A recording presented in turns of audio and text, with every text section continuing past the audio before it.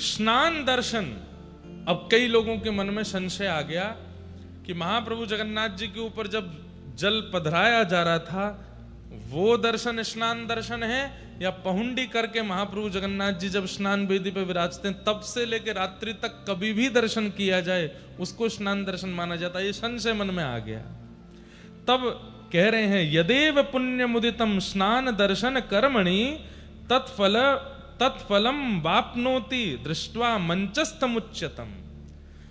बोले कि ठाकुर जी पहुंडी करके जब आते हैं और जैसे ही स्नान वेदी पर बैठते हैं और जब तक स्नान वेदी पर बैठे हैं तब तक दर्शन करना वो स्नान दर्शन ही है, उसका समान फल है।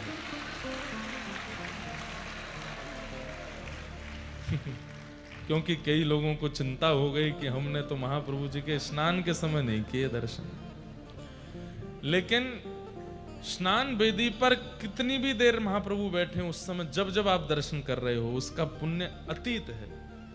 अब एक प्रश्न और, क्या एक एव जगन्नाथ, एक जगन्नाथ त्रिधा तत्र स्थितो द्विजा एकैकस्यापि स्नपनं दर्शनं मुक्तिमुद्दितम्।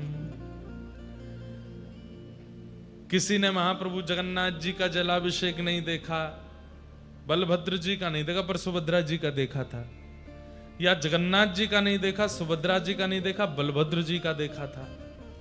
हम लोगों के मन में आता है कि जगन्नाथ जो हैं वो केवल कालिया ठाकुर हैं, उन्हीं का दर्शन उन्हीं का स्नान वही फल देगा। तब कह रहे हैं बोले तीनों में से किसी के ऊपर भी जलाभिषेक दर्शन या किसी का भी दर्शन मंचस्थ किया हो, मतलब स्नान वेदी पर, कभी कभी भीड़ इतनी ज्यादा सेवाएं थी इतने आ गए कि महाप्रभु जी दिख ही नहीं रहे लेकिन बलभद्र जी दिख गए, तो तीनों में से कोई भी दिख गया हो तो उसका समान पुण्य प्राप्त होता है, बिल्कुल इसमें कोई संशय नहीं है। एक एव जगन्नाथ, ये तीनों जगन्नाथ ही हैं, इनमें भेद मत कीजिए। और जब महाप्रभु जगन्नाथ का स्नान दर्शन कर रहे हो तब क्या बोलना चाहिए? अब ये कल तो नहीं बोल पाए लेकिन अगली बार आए तो बोलना है।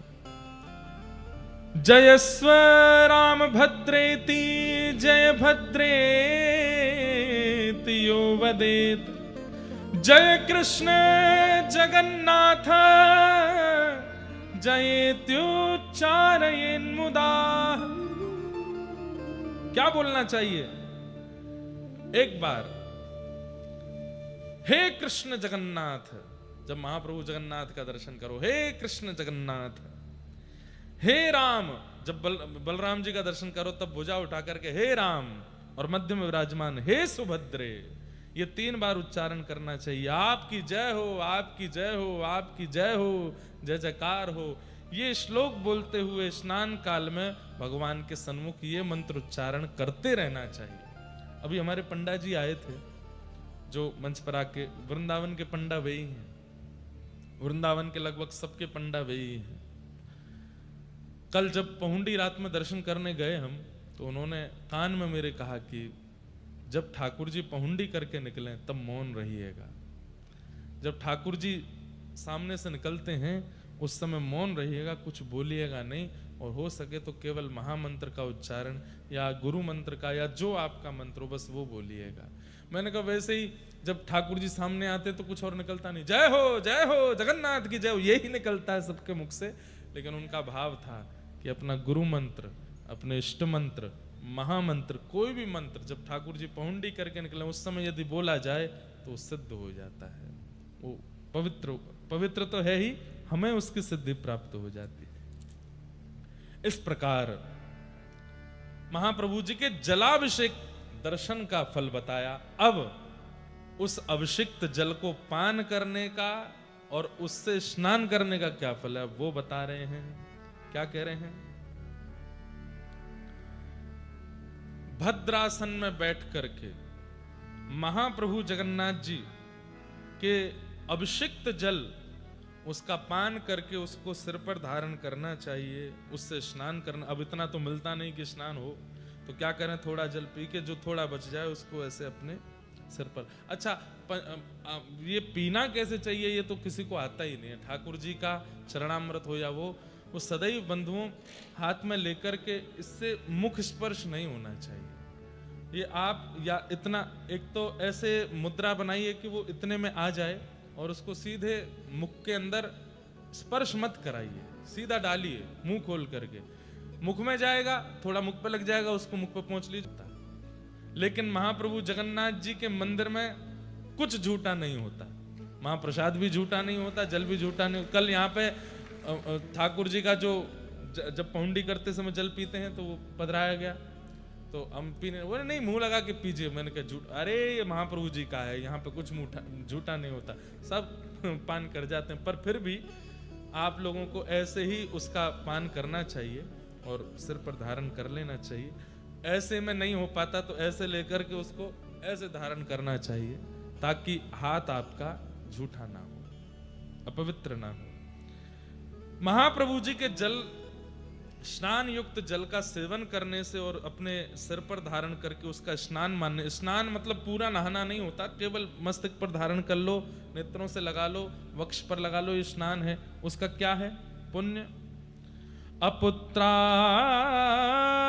वत्सा वा वंध्या वापि लभेत सुतम सुभगः सर्वलोकानां निर्धनो धनवान भवेत्। सुभगः सर्वलोकानां निर्धनो धनवान भवेत्।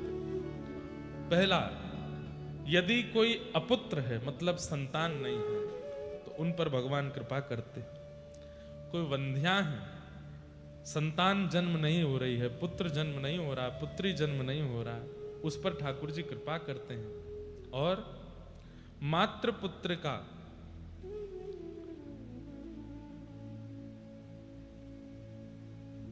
पुत्र प्राप्त होगा, पुत्री प्राप्त होगी। और जो निर्धन व्यक्ति है उसको धन प्राप्त होगा, उस पर भगवत कृपा बनी रहेगी और सर्वलोक प्रिय होगा। वो व्यक्ति ऐसी क्रिया, ऐसे कर्म करेगा कि सबको प्रिय लगने लग जाएगा। इसलिए महाप्रभु जगन्नाथ जी के जलाभिषिक्त जल को पान और उससे स्नान करने का ये फल है। दूसरा क्या कह रहे हैं? गोविरणी लभते पुत्रम दीर्घायुगुणवत्तरम गंगादिवर्षतीर्थानां स्नानजं फलमाप्नुतात्। अगर कोई गर्भवती माता है, वो यदि उस जल का सेवन करे तो ठाकुर जी का परम भक्त बालक जन्म लेगा। भक्त प्रहलाद, भक्त ध्रुव जैसा बालक प्रकट होगा और वो बालक अवश्य ही दीर्घ काल तक जीवित रहने वाला होगा, मतलब उसकी अकाल मृत्यु नहीं होगी। महागुणशाली पुत्र प्राप्त होगा। गंगा आदि समस्त तीर्थों के स्नान का फल उस बालक को प्राप्त हो जाएगा जिसका जन्म ही नहीं हुआ है। अगर गर्भ के समय माएं इस जल का, ठाकुर जी के अभिषिक्त जल का पान कर ले। फिर क्या लिख रहा है कि कुष्ठ व्याधि युतो यो वै सर्वांग परिलेपयेत नश्यते नात्म संदेहो वाग्मी स्वाच्छस्तको विदः। किसी को कुष्ठ रोग हो गया हो, त्वचा की बीमारी, तो वो यदि ठाकुर जी के उस जल को अपने सर्वांगीण अंग पर लगा ले तो उसका कुष्ठ रोग ठीक हो जाता है और उसको समस्त रोग विनष्ट हो जाते हैं। जो भी रोग होंगे उसके, चर्म रोग हो चाहे भीतर का कोई रोग हो। सबसे बड़ी बात है कि कोई सांसारिक रोग तो क्या दूर करना, लेकिन हमारे अंदर जो विषय हैं, जो वासनाएं संलिप्त हैं, वो नष्ट होने लग जाती हैं। महाप्रभु जी के उस जल का पान करने से निश्चित ही यह पुण्य प्रदायक होता है।